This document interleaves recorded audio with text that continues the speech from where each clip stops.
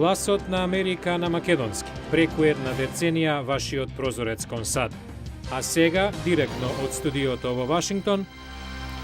Добро вечер. Го гледате Newsflash, ТВ журналот на Гласот на Америка на македонски. Со вас во наредните 8 минути ќе биде Ведран Андоновски. Американскиот председател користи Facebook за да ги прошири своите идеи за кратењето на буџетскиот дефицит до младите гласачи. Со ова го започнуваме блокот вести. Барак Обама на турнеја промовира својата фискална политика, а воедно основа фондови за кампањата за реизбор. Во седиштето на Facebook во Палмо-Ато во Калифорнија објаснуваше како планира да го намали националниот долг.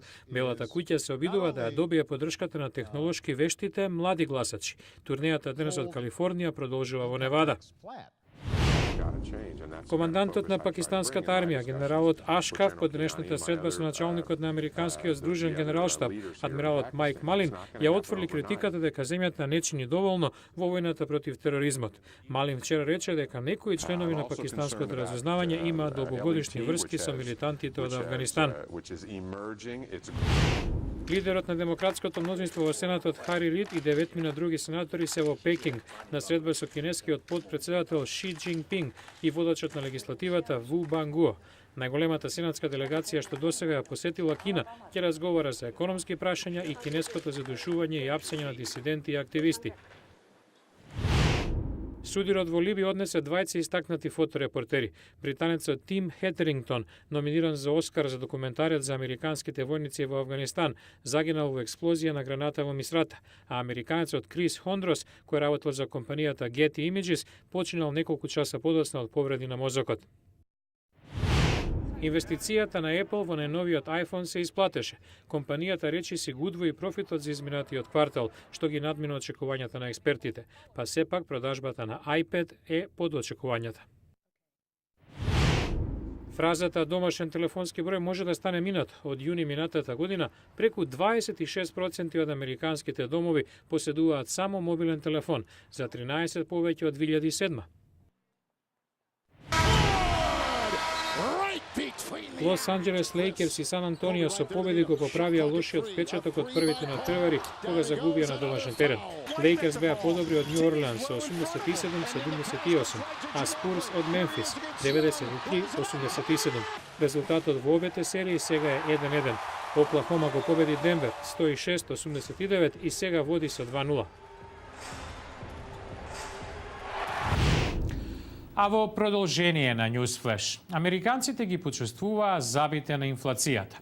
Иако стапката е релативно умерена, платите стагнираат, а цените на основните производи скокаат.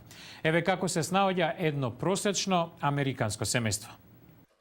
Аш Фраја и Алок Шарма сега се американски државјани кои емигрирале од Индија пред 10 години. Како и многумина други американци, ги погоди инфлацијата. Малопродажните цени бележат годишен пораст од 2,7%, додека просечната плата по час нараснала за само дел од 1%. Сардисани од две страни, не добивате добро платена работа или пак зголемување на платата, а инфлацијата ви удира. Инфлацијата ја движат цените на енергијата и храната, наведуваат економистите. Семејството Шарма живее во предградија на Вашингтон. Работат во компјутерскиот сектор, а од и до работа во просек возат по 65 км дневно. Бензинот скокна за 26 центи по литар изминатата година. Голем удар врз семејниот буџет. Издатоците за бензин се накачија за 40 до 50%. И храната поскапе.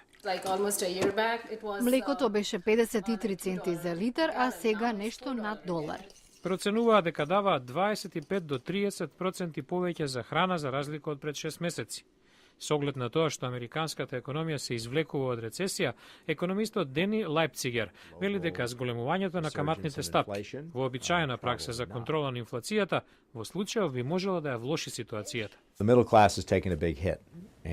Средната класа трпи голем удар. Креаторите на политиката не би требало да избрзаат со одлука по цена на економскиот опоравок. Тоа би било грешка. Алок Шарма размислува како да заштедат. Може би да употреба дел од парите под перница, да ги проречат посетите на родната Индија и да користат еден автомобил заедно со соседите за на работа и назад. По автомобилските несреќи, злоупотребата на лековите на рецепта се вториот најсмртоносен вид на несреќен случај во САД. Годишно животот го губат преку 30.000 лица, наведуваат здравствените власти. Што прави владата во врска со ова? Од следниот прилог. На 15 годишна возраст, Хана Леос станала зависна од лекови откако се ученичка и понудила пилули против анксиозност.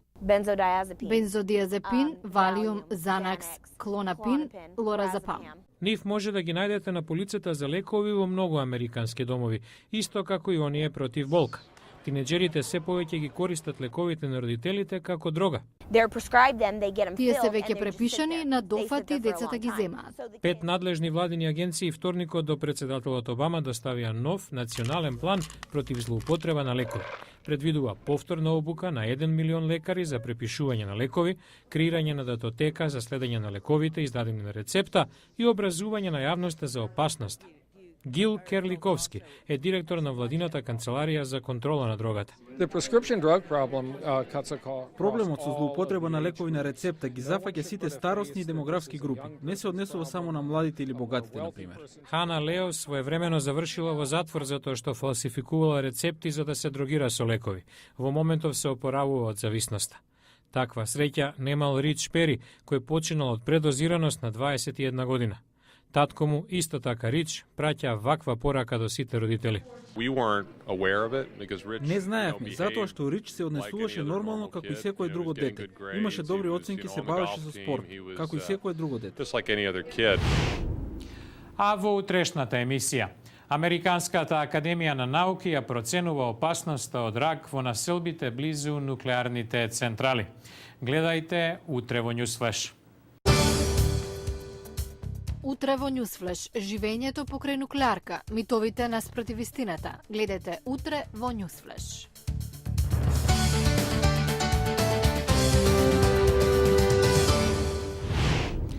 Го гледавте Ньюсфлеш, ТВ журналот на Гласот на Америка на македонски. Со вас во оваа емисија беше Ведран Андоновски. За повеќе содржини, појдете на нашата интернет страница glasnaamerika.com. Од Вашингтон ви посакуваме пријатна вечер. Се гледаме утре.